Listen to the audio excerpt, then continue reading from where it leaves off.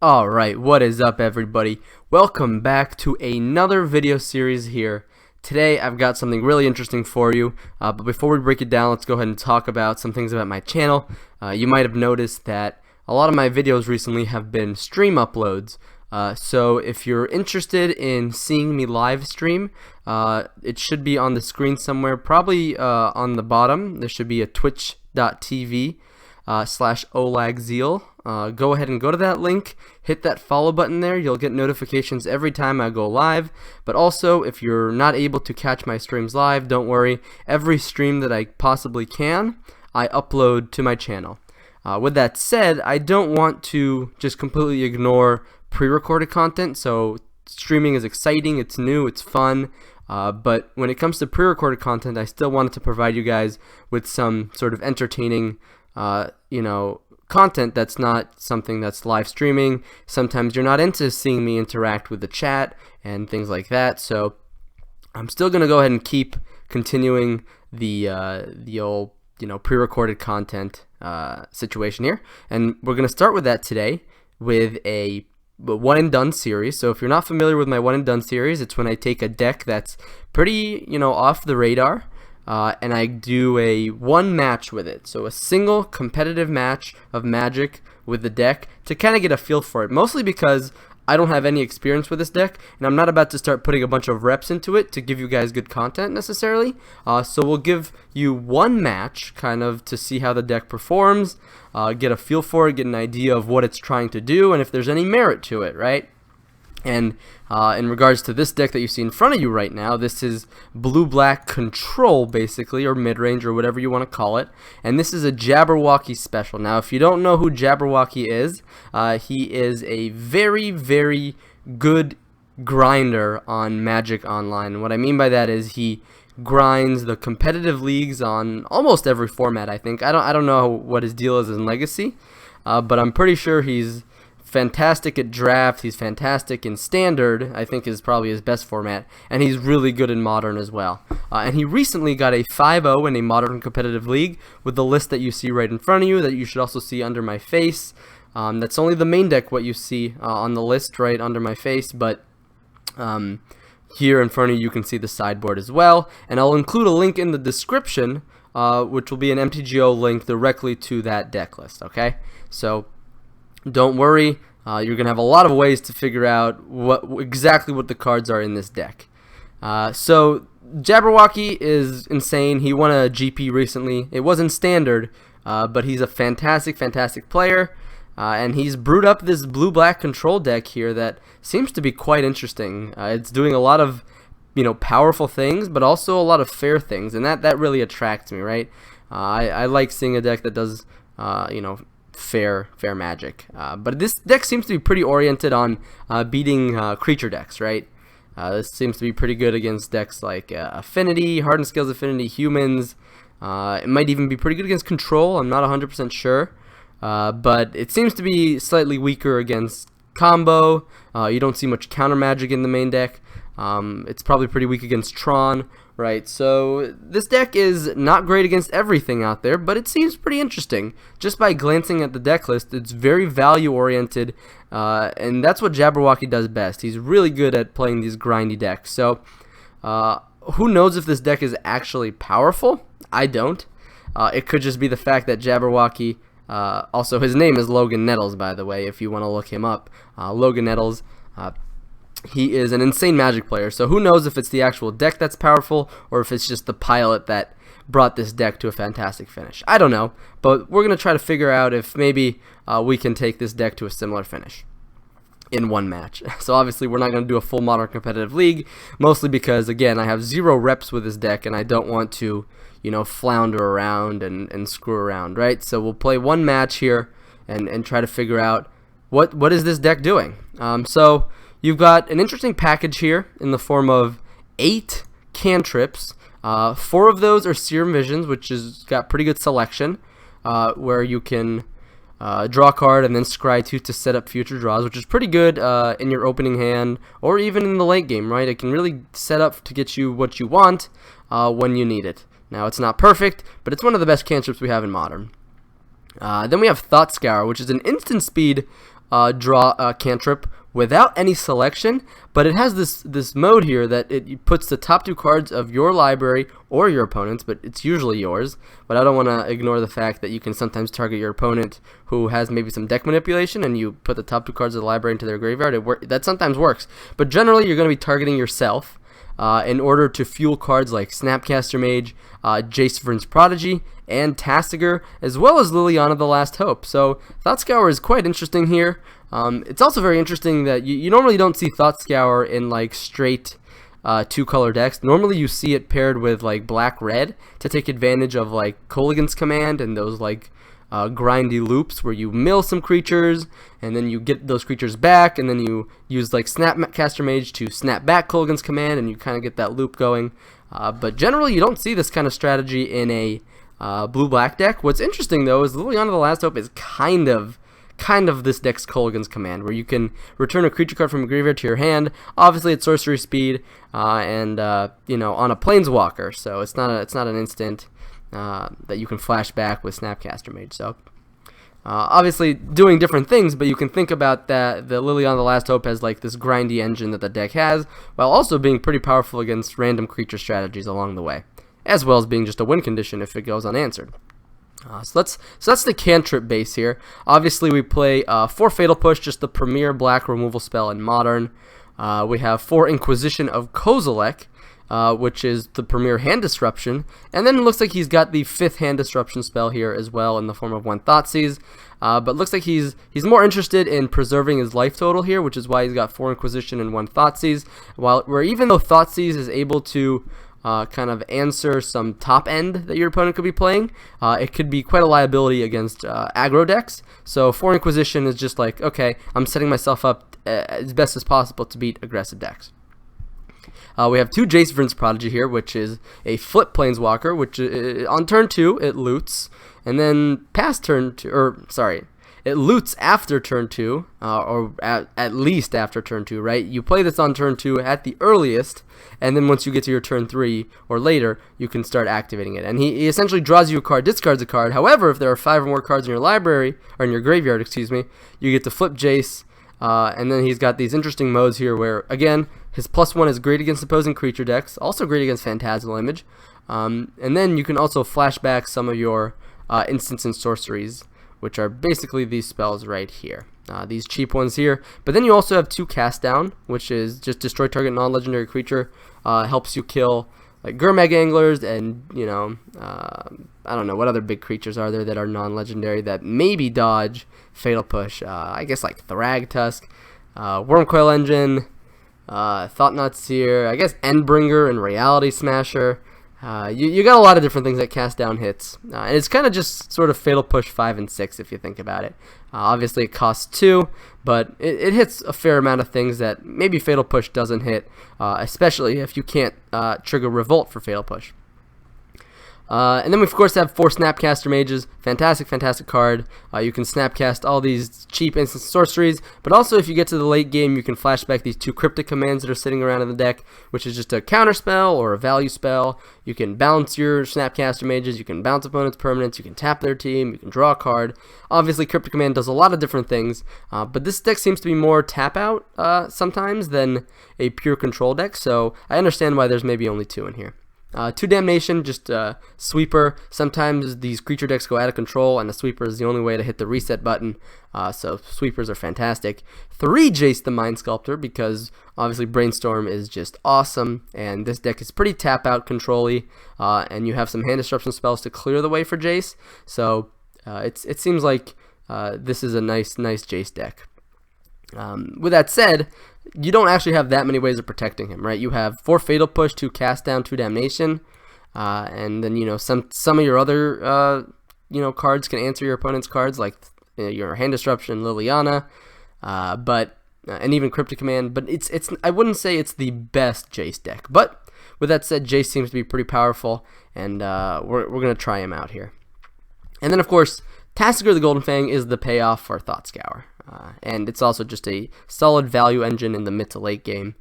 You have to play smart. You have to be smart with your delves, What I mean by that is in the late game, you don't always want to you don't always just want to like exile lands from your graveyard. Sometimes you want to exile these like hand disruption spells that you don't want your opponent to give you back with his ability, right? It says put the top 2 cards of your library into your graveyard, then return a non-land card of an opponent's choice from your graveyard to your hand. So your opponent chooses. So sometimes you just want to remove all the bad stuff in your graveyard, so, which means leaving lands because your opponent can't give you lands with Tasker's ability. Just something to keep in mind as we play our games.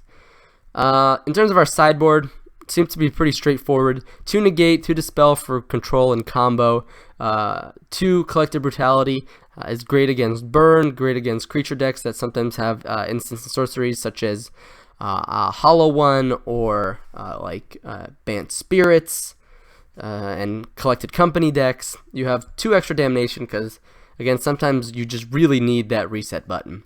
So having 4 copies of Damnation in your 75 can do a lot of work. 4 Leyline of the Void. I'm a huge fan of Leyline of the Void in Modern. I think it's one of the best ways to beat graveyard-based decks. So Leyline of the Void, it seems like a great inclusion here. Got 4 of them. Let's run it. And then 3 Fulminator Mages. I apologize that it's separated here. Mana Traders gave me 2 different sets, and when you set up the sideboard like this, it separates them. So what we have here is 3 Fulminator Mages. Basically, it's great against control, great against combo. You can kind of just bring in Fulminator Mage into a lot of different decks that you think the game might be slower, and then you can kind of leverage a mana advantage over the course of a long game. And that's what these Fulminator Mages are for. But they're also great against just any lands-based deck. And when I say a lands-based deck, I think Tron is the premier lands-based deck, but you also have decks like Amulet Titan, which relies on their lands. And then you also have, honestly, like control decks, where they try to leverage a mana advantage throughout the game. So they play a slower game where they can, use all their mana effectively. Fulminator Mage really kind of tightens that grasp, especially when all these control decks are trying to play towards Cryptic Command as their main way to gain card advantage in the mid to late game, and Fulminator Mage can just keep them off of that 4th, crucial blue source or the 3rd blue source or their 4th mana or something like that. So, really like Fulminator Mage right now. But overall, I think that's going to be the deck tech, right? I think I covered everything I wanted to cover. So remember, we're going to run it through 1 match in the single queue competitive lobbies on Magic Online. So what that means is we do put in money to enter these games here, so ideally we'll run into a competitive deck, but if for some reason I run into a deck that's not competitive or is not conducive for a good viewing experience, then I'll go ahead and not show it to you guys and look for a good match, right? Hopefully the idea is we run into a competitive deck, but that doesn't always happen. But you guys don't see that when I go and I do these one and dones. Usually everything works out well, but sometimes you run into these weird janky brews that do not provide for any good viewing experience, because you don't learn anything from me crushing a tier billion deck, right? It's not fun for anybody involved. So let's go ahead and jump straight into that. So stick around. This was the deck tech, and stay tuned for the first and only match with this blue-black mid-range deck. I will see you all soon. Alright, what is up, guys? Welcome to the first and only match in this one and done series with blue-black mid-range / control Jaberwocki special. We won the die roll. Let's go ahead and let's go ahead and play first, right? Yeah, this hand seems fine to me. I think we'll lead on Creeping Carpet because we want to be able to cast. So the thing is, if we led on Inquisition, we'd rely on needing to draw a blue source for the first turn. Leading with Creeping Carpet lets us cast both spells next turn that we want to. Alright. Opponent leads on a Blackleaf Cliffs. Could be a lot of things. I'm going to lead on Inquisition. See what my opponent's playing here. Ooh, alright. So this is Mardu Pyromancer. One of my favorite decks. Honestly, it's just a really awesome deck. I'm a huge fan of it. I think I want to take the young Pyromancer here, although Blood Moon is kind of scary. But if we hit another land next turn, then we could go snap Inquisition, right? So I think that's what I'm going to play towards. I don't want my opponent to get any value with this young Pyromancer. And hopefully we hit like a fetch land in the top few cards here. And yep, that's a fetch land. I think I'll bottom the Fatal Push at this point and top the Polluted Delta. Obviously, Fatal Push could help us against a future young Pyromancer. But here, I think, let's just go ahead and get rid of that Blood Moon in my opponent's hand, and then we can set up for a solid turn 3, or sorry, turn 4, where we can actually deploy Tasigur.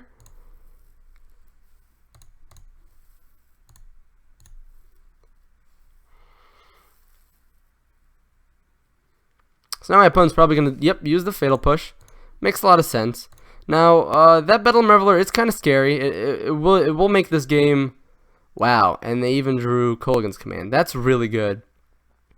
I almost want to say, like, screw this Blood Moon. Is that a losing proposition, though? I think I want to take this Kolaghan's Command. I don't know. Kolaghan's Command, they make us discard, get back young Pyromancer.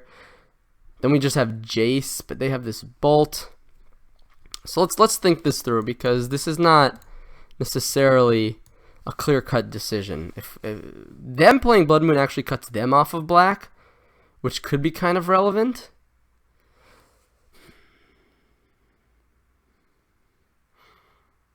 They're going to be at 3 lands, 1 instant sorcery in the yard, so Bedlam Reveler costs 7. I mean, this Blood Moon is just going to make this game too frustrating to deal with, I think.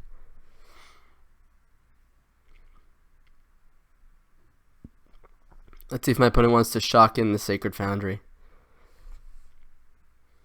Alright, so they do shock it in. I imagine they want... Alright, so... Ooh, Inquisition. Well, that's a decent draw, right? I think I'm going to lead on Thought Scour, though. Ooh. Liliana is so good. Well, I actually think I'm going to hold on to this Creeping Tar Pit to discard to Kolaghan's Command.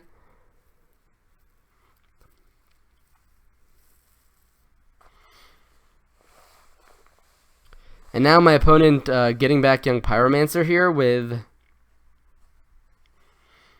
their Kolaghan's Command. We can just take it again. We could even just take the Bolt.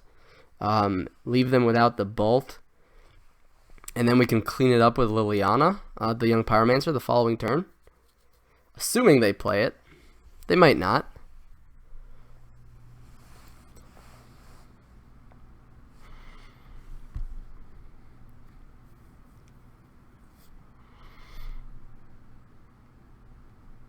So they get back young Pyromancer, make us discard. So we'll discard the Creeping Tar Pit, because we're likely to draw another land at some point in the game. They drew another Blood Moon. Yeah, I think I just take the Blood Moon. That card is... I mean, again, I could take the Bolt, but I'd rather just... How scary is Blood Moon at this point? I think it's pretty scary. I'll take it.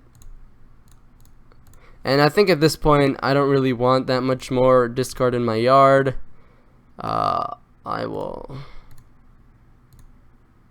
probably want to keep... Thought Scour is not great. I'll take a Snapcaster Mage, though, if my opponent wants to give it to me.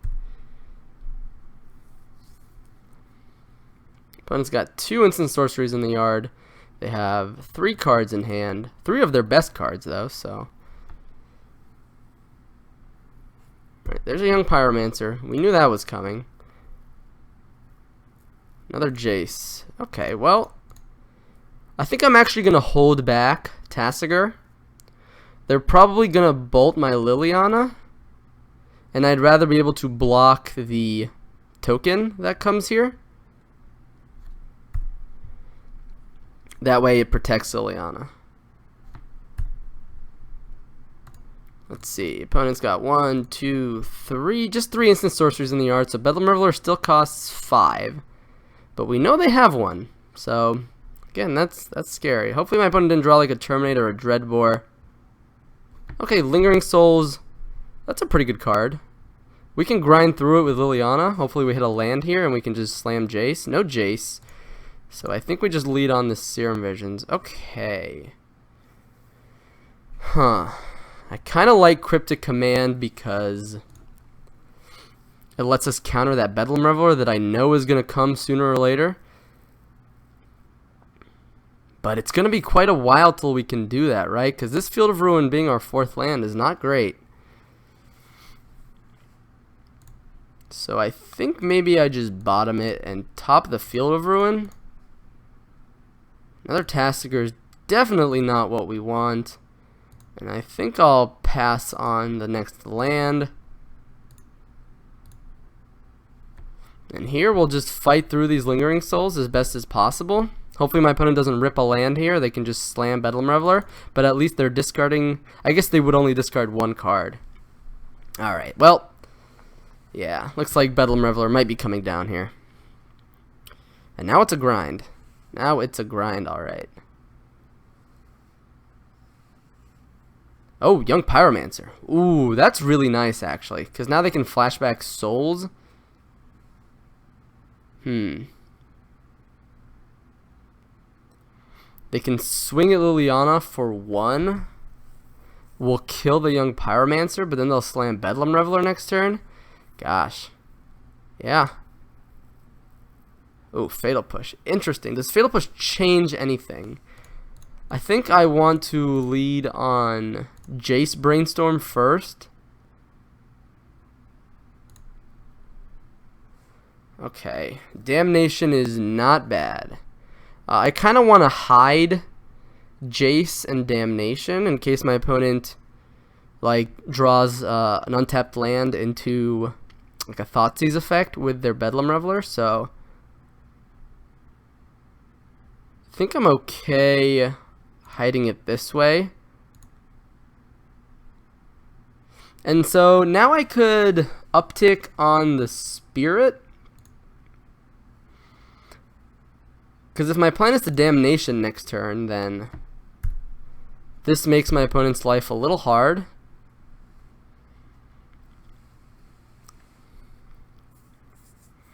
They could clear the Lily, but then they can't clear the Jace.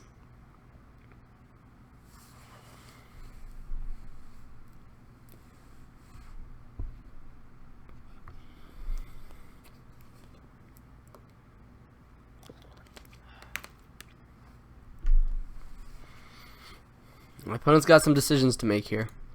Let's see, they flashed back Soul, so they have 1, 2, only 3 in the yard. They can't cast Bedlam Reveler now.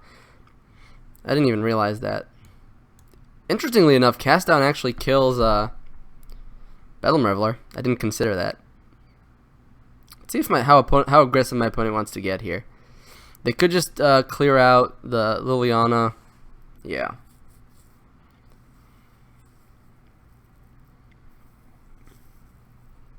Sure. So Liliana's gone. Yep, so Hand Disruption spell here. Next turn they'll be able to cast that Bedlam Reveler. So they probably want to take this Cast Down here. Oh, what? They take the Fatal Push. Interesting. I guess they don't know our hand, though. Can they play Bedlam? I thought they couldn't. 1, 2, 3, 4. Yeah, they can't play the Reveler right now.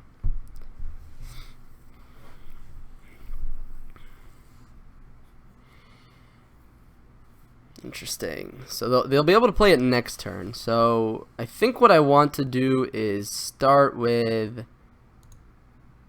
an attack.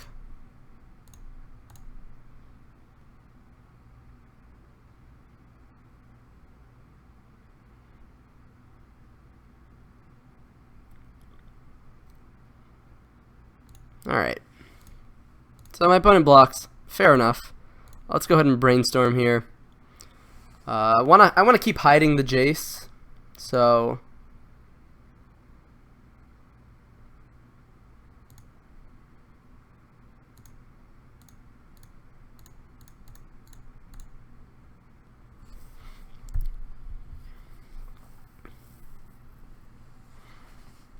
alright, opponent plays a land. Bedlam Reveler is going to cost 4. I would fetch if I was my... Well, I guess they can always fetch a Blood Crypt if they want. Now, if they find a Bolt, they will be in a pretty decent spot, but we have Jace here. Alright. So let's just go ahead and brainstorm. I guess, again, we could play around Bolt, but if they had Bolt, they would have played it there. Now we can start shuffling things away if we want. I guess we can always shuffle things away with Field of Ruin. That seems fine as well.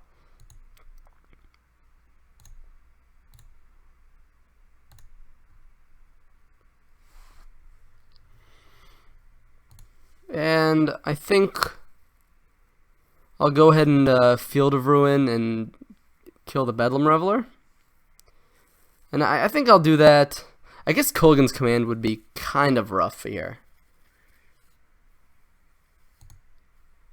I can't quite take them off of white. That's the issue.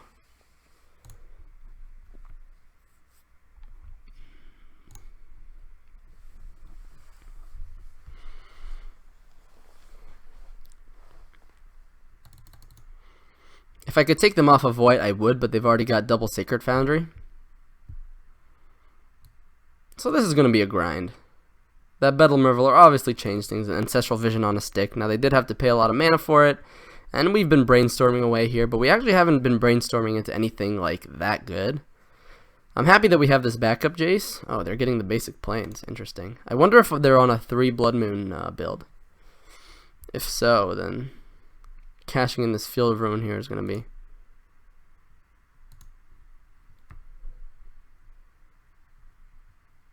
Okay.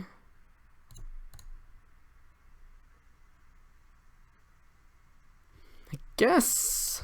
Oh, them basic... I guess I cut them off of the Black Source here. Alright, they're not floating mana, so that's good. We don't really get punished for doing this right now. I think I'll get the island in case my opponent has another Blood Moon.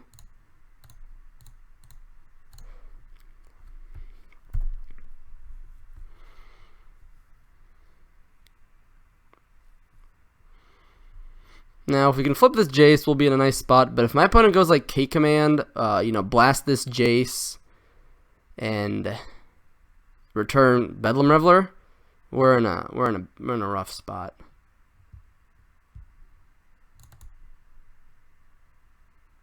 All right, another Bedlam Reveler. Okay. Guess that's not the scariest, although they will need to clear something here. We can flip Jace and flashback cast down. Alright, they have the Fatal Push. Interesting. We could bounce that and then make him discard it. It's kind of cool. And if they bolt my Jace, alright, that's great because we just have a backup Jace. Alright, well, I think we're going to be forced into taking the Bedlam Reveler here. Leave my opponent with a Lingering Souls, Brainstorm. Interesting. Kind of like this Jace, so it's hard for me to give it up. We probably don't want this Thought Scour though, so... Ooh, Snapcaster Mage, Damnation. Yeah, I'm down for that. Now my opponent hasn't actually drawn any Faithless Lootings. Let's see how aggressive my opponent wants to get with his Lingering Souls. Alright, that's pretty aggressive. I wonder if it's time to uptick. Yeah, get Jace out of bolt range. Collective Brutality. No, I think my opponent can keep that. Book on the bottom. No. Do I still have Damnation in the yard before we make this bonehead play? Yeah.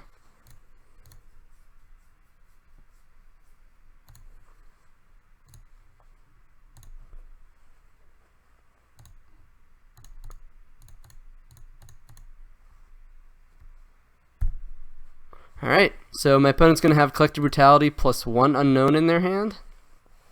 Hopefully that unknown is not a Bedlam Reveler, although I have a feeling they would have cast Bedlam Reveler had they had the opportunity to do so. So now my opponent has a choice. Do they play the Collective Brutality or do they save it? And if they don't do anything, this Jace is obviously just going to, yeah. And this is what I was expecting them to do. Alright. I kind of want to get some value off of this Jace because they could draw Dreadboard anytime. Wow, this Cryptic Command is fantastic. Put that and, well,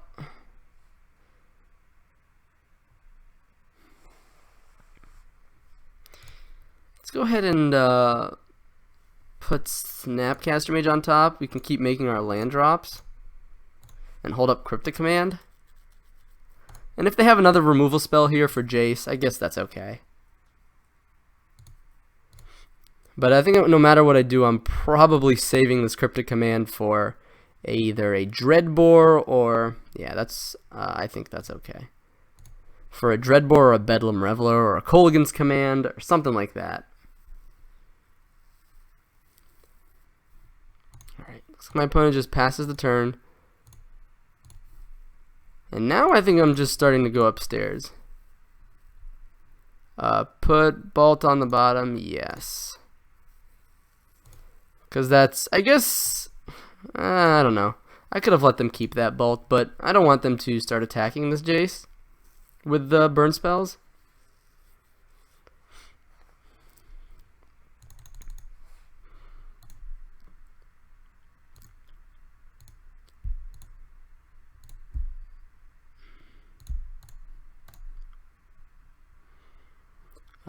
No, they can keep the Marsh Flats.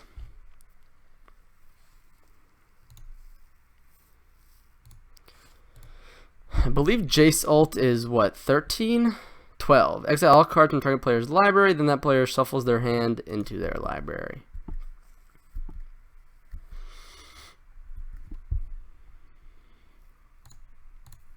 I guess I'll target myself at this point. They've got a fetch land and no. No, we're gonna not. So let's see. We have enough blue, so I'm gonna go actually shock that in here, because we can do cryptic draw into another cryptic. Do if we need to counter 2 spells.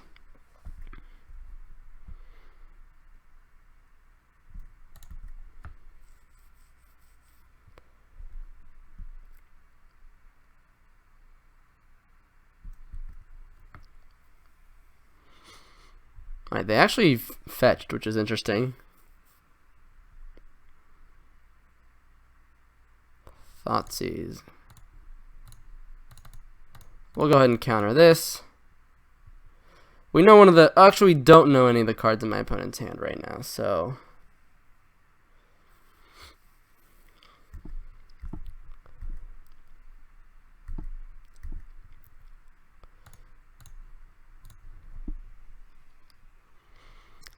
Yes, put that on the bottom. We don't want my opponent drawing a Kolaghan's Command, so. And next turn we have Jace ult. We have protection from a Dreadbore.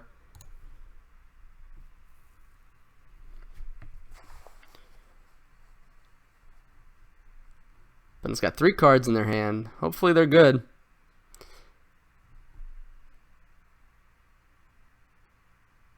Bedlam Reveler. I kind of want... The thing is, if their last card is Dreadbore, that's gonna suck. That is honestly going to just suck. But if their last card is Dreadbore, that would be a serious outplay here, right? Because...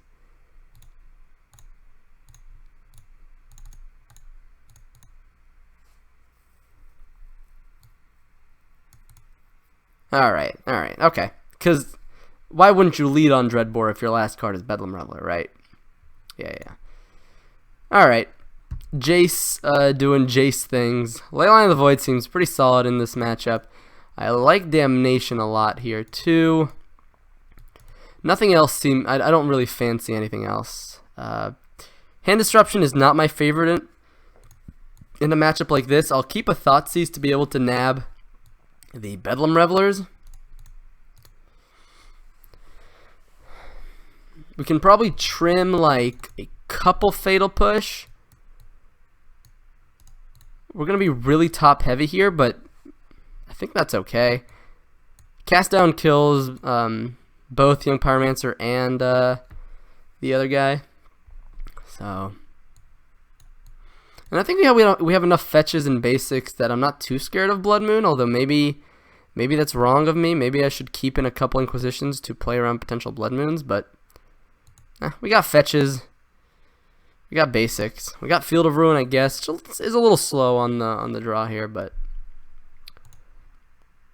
I think this sideboarding is okay. Because Hand Disruption in a grindy matchup, especially when your opponent just refills with Bedlam Reveler and you can't even take Bedlam Reveler with Inquisition, feels really bad. Fatal Push, like sitting with a bunch of Fatal Push in your hand. Whoops. Sitting with a bunch of Fatal Push in your hand against like a Lingering Souls also feels horrible.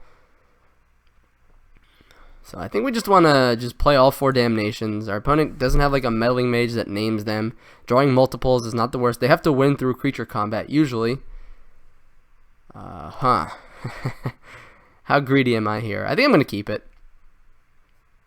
I know it's a little greedy, but if we just hit a couple land drops, this hand is going to be great. So Leyline of the Void is one of our best cards in this matchup.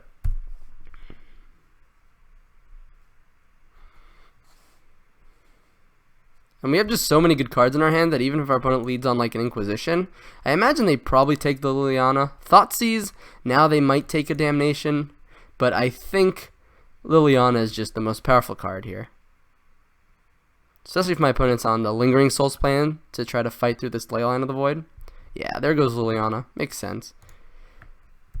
Alright, not a land, but that's okay. It's a card that kills Young Pyromancer on 2, which is sometimes one of the best ways my opponent beats. Alright, well, there goes that. One of the best ways the opponent is able to beat Leyline of the Void. If anyone watched my stream yesterday, I believe it was, Young Pyromancer tokens was able to beat Bant Spirits through Rest in Peace, like 2 games. Yeah, so if there's one way they can win this matchup, it's going to be through going wide. But the nice thing is, the longer the game goes, the more we play towards this Damnation. Now, of course, if my opponent just slams a Blood Moon next turn, it's going to be a grind.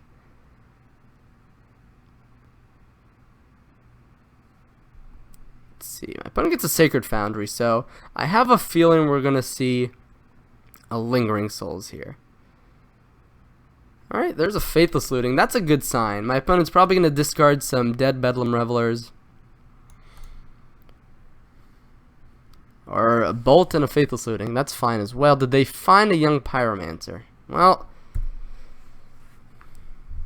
not drawing a land for quite a few turns here. Opponent's got the basic Swamp, so they will be online if they go with a Blood Moon.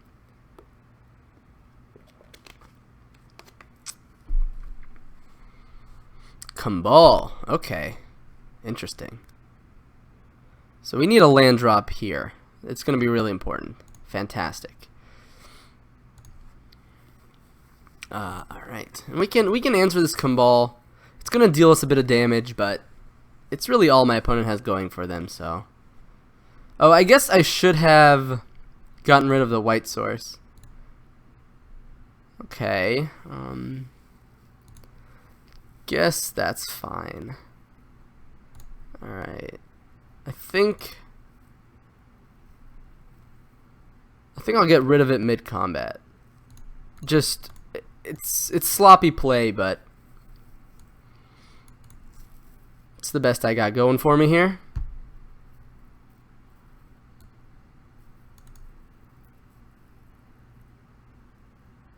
Oh wait, they showed us basic planes, didn't they? Yeah, my bad. That was kind of silly. Now they can like just play Blood Moon and not feel that bad. Although, again, if they had Blood Moon, it would have come out. Well, we'll draw land eventually. Kumbal is only dealing us 2 damage a turn. The Snile Spellbomb is probably going to cycle sooner or later. Cast Down can't actually kill Kumbal, which is quite interesting. My opponent discarding their bolts is also really interesting, considering they know we're a Jace deck. So they're holding on to their Spell Bomb. Also makes sense. They know we're a Snapcaster Mage deck, and they saw Snapcaster Mage.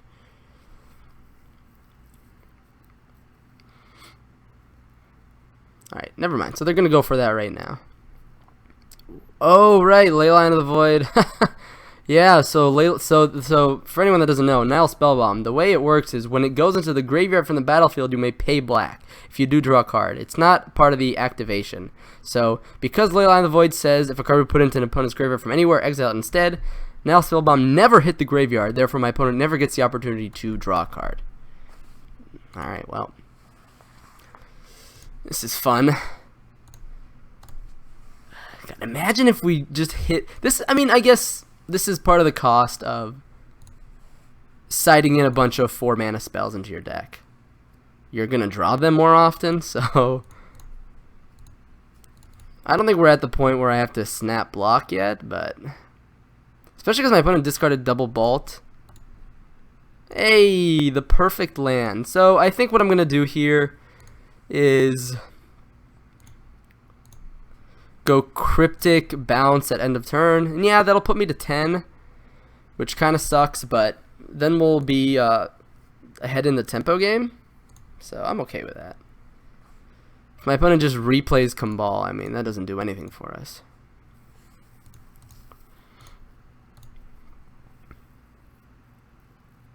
Alright, opponent plays their 6th land, which is not inconsequential.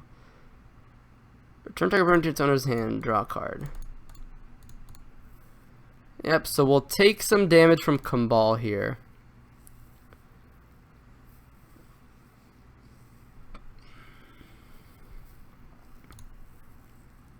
Alright, that's another land drop, which is great.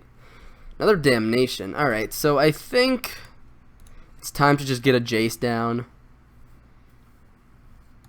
Probably just want to brainstorm.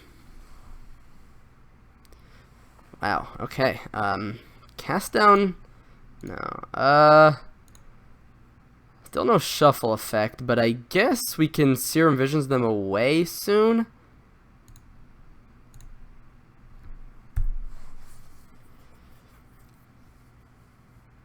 Alright. I guess they just had all the bolts, which is fine. Them using their bolts on Jace instead of Cabal, I think is pretty good for us. I wonder if they're holding Bedlam Revelers right now. I have to imagine they're holding some of them, right? Alright, there's Cabal. I'm probably going to use a Damnation on it. Oh, that's kind of awkward. Yeah. Because now I'm going to draw both of the ley lines again. But I think... Oh my god, this sequencing. Yeah, I'm making misplays here. I'm getting sloppy. Don't need another Damnation. I wouldn't mind a fetch land though. Yeah, well, this is us being sloppy. We should be at 8, not 6. And that's, yeah, kind of sucks. But again, my opponent's burned through a few of their bolts already. I guess Kolaghan's Command is something we should be worried about. More Cabals is maybe something we should be worried about. Alright, that's land number 8. I have to imagine one of these two cards here is a Bedlam Reveler. What's the chance that the last card in my opponent's hand is the last bolt? 1, 2, 3 bolts already.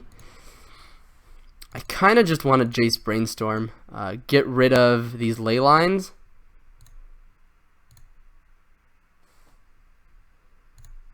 Now we even have another Jace, so I guess I'm pretty happy. Although, I could have just held up Cryptic Command there, right? That was a little greedy of me. Like, those ley lines were... We could have just made that play next turn. And now my opponent's going to get to cast a Bedlam Reveler here. Although they will be discarding 2 cards and drawing 3. We've got a Cast Down, we've got a Snapcaster Mage. I'm actually just I'm afraid of more Cabals here, I think. Like, remove my Jace, play a Kumbal. That's kind of scary. Alright, so let's try to not make any more misplays here. Yeah, here comes the Bedlam Reveler. Yep. Let's see what cards my opponent ends up discarding here. Terminate, Fatal Push. Yeah, those are not great here.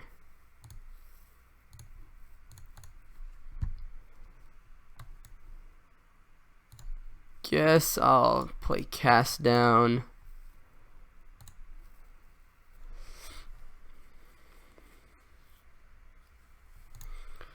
And now I guess we can just go upstairs. Yeah, let's see. Let's put Young Pyromancer on them.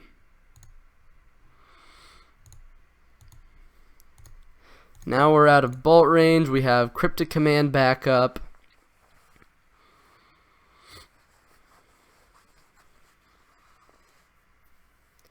I guess we'll try to win the game like we did last time. I think that's fine. I'd rather be able to go snap Cryptic on a more impactful spell. They'll take one of these two, I imagine. What's cool is we can bounce Snapcaster Mage actually, which is kind of awesome. I wouldn't mind a Tasigur in this spot. Tasigur I think would just be insane. Alright, they take the Cryptic Command. Fair, and I guess, I mean, I would have taken the Snapcaster Mage if I was my opponent, but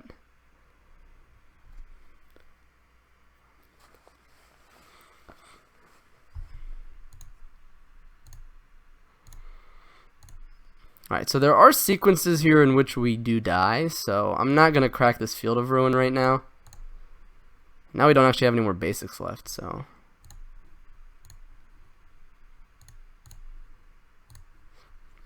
I think I just want to try to win. No.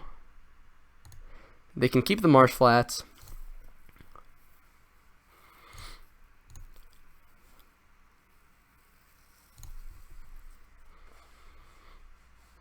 Let's see if they like want to Kolaghan's Command me at end of turn here. I think Kolaghan's Command would be kind of scary. Yeah, because that would put us dead to like Bolt. Oh, they're hitting the Jace. Yeah, I'm very okay making that trade. Yeah, they're not even going for my life total here. And now they're drawing a dead Marsh Flats. We can, yeah, it's almost like a time walk. Alright, is another Bedlam Reveler. Turn off auto yields. Ooh, they might have a Surgical Extraction. Maybe that's why they don't take Snapcaster Mage.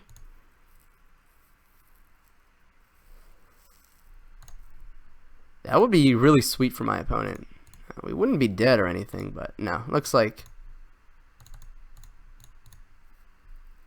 Oh, and draw another Snapcaster Mage? Yeah, we're just fully turning the corner here. I guess I'll target myself. They can... Yeah, let's put that on the bottom. Now we still have Snap Cryptic up. I could have bounced my Snapcaster, but I kind of like the clock here.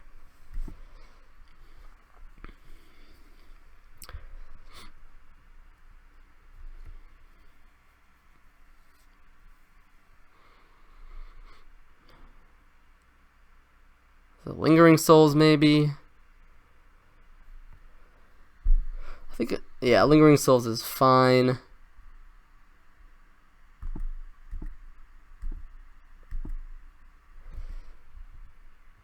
Okay, well,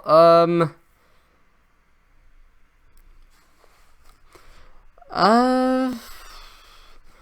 definitely want to win with this Jace, so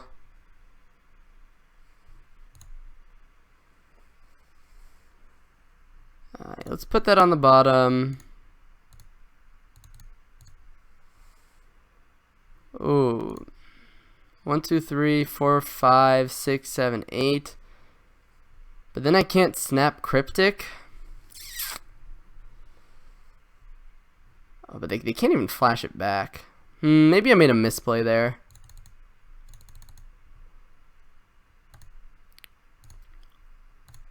Yeah, I'm just gonna... just gonna attack here. If my opponent wants to trade for a spirit, alright, they don't trade for a spirit. Which means they're closer to dying to this creeping tar pit.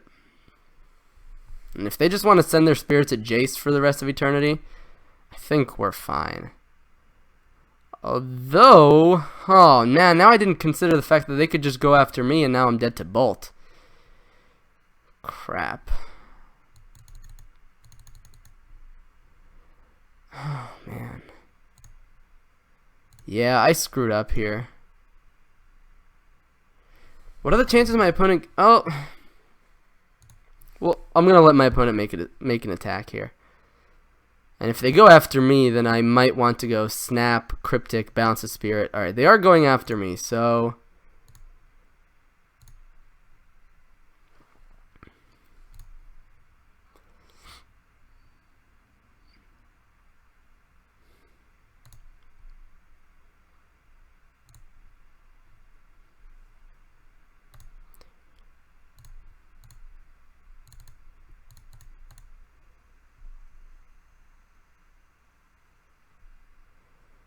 Maybe I hit a Fatal Push here too, or a Cast Down.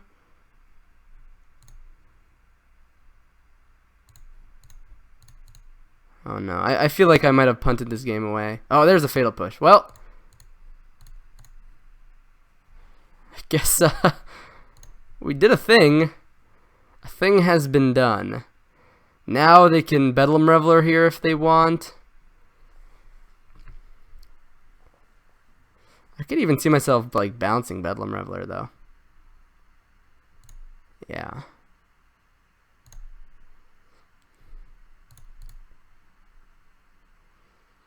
Alright, they drew some cards. Play a mountain. Alright, yeah, I kind of just want to bounce it.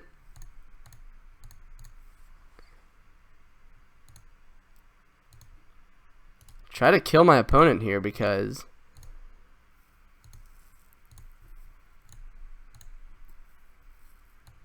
both of these are fantastic cards. So I guess I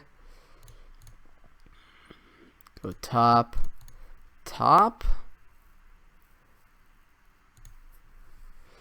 Here I probably want to get rid of this these cards here that will kill me essentially. We have 2 Damnations in our hands, so there's no need to get more Damnations. And like these Thought Scours are not fantastic, so I guess we play a land and say go. Yeah, I mean I'm worried I might have put myself dead here to K command plus Bolt, but I don't know. How lucky. All right, my friend. I guess we can call it luck if you want to. I actually saw more of my deck than my opponent did, so I think the power of these blue decks is that you see so many cards. It really is possible to, you know, control the tempo of the game and, you know, play towards your outs as best as possible. And it just feels like in these mid-range matchups, the blue deck almost always has the advantage. But don't get me wrong, Bedlam Reveler is an insane Magic card, but it's not that insane when it costs 8 every time, right? So I think we could have played that game a bit better. Don't take this to be like, you know, wow, this deck's amazing, or wow, I'm a horrible pilot, or whatever you want. Like, don't walk away from this thinking any specific thing. But we'll go ahead and talk about that. I guess we don't do closing comments in one and done series, right? So this is the closing comments right here. We'll talk about it right here, right now. This deck was very grindy. Very fun, and I think Jace specifically is a really good mirror breaker for these Bedlam Reveler matchups. I remember both playing Jace and playing Mardu Pyromancer, or Jace decks and playing Mardu Pyromancer, that Jace was one of the scariest cards that can come down when you're down on tempo. That's true for any Planeswalker, but Jace is really rough. Teferi is sometimes worse. That's why I've been liking the Mardu Pyromancer builds with multiple Dreadbores. So, you know, I don't know if that's what my opponent's playing. I didn't see Dreadbore. I did see Terminate, and I've been off of the main deck Terminate for quite a while now. So, I think my opponent should make those updates to their deck, because I think there's a lot of really bad Planeswalkers that Dreadbore kind of fixes for you, like that matchup for you. And that's just my opinion on the topic. In regards to this deck, I think it's doing really cool things. Obviously, when we get to play this kind of game where we get to, choose whether we want to brainstorm or uptick Jace, just, because we're so far ahead. I mean, that's obviously what this deck wants to be doing. I don't know if we sideboarded correctly necessarily, and we did have a lot of heavy 4-drops and only 23 lands in our deck, so missing that 4th land for quite a while. And then technically we should have been at 7 because this was the same Kumbal game, right? Yeah, Kumbal Exile right here. So, I think we could have played a little better, but also it is what it is, right? First match with the deck I ever played with it, and I had a lot of fun. So hope you guys enjoyed it. And thank you so much for watching this one and done series. Before I let you guys go, I know I've been rambling on a bit here. Please consider hitting the like button on this video. Please consider subscribing to my channel. Every single subscriber helps a ton. You also get notifications for when I make new content. And then if you want to see me stream live on Twitch, and also if you like this deck, go ahead and let me know in the comments, and I might stream it on Twitch. That's something I'm going to be starting to do here. If you like a match or set of videos here that I do with a deck that is pre-recorded on my channel, let me know in the comments that you want to see this recorded with or streamed live. So please let me know about that, and also hit that follow button on Twitch.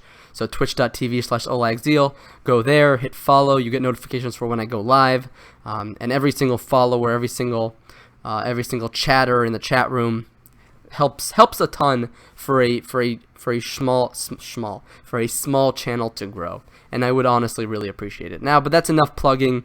Let's go ahead and wrap up this video. Hope you enjoyed it. I had a lot of fun playing Jaberwocki's deck. I think it's a really awesome deck, and stay tuned for more content coming up.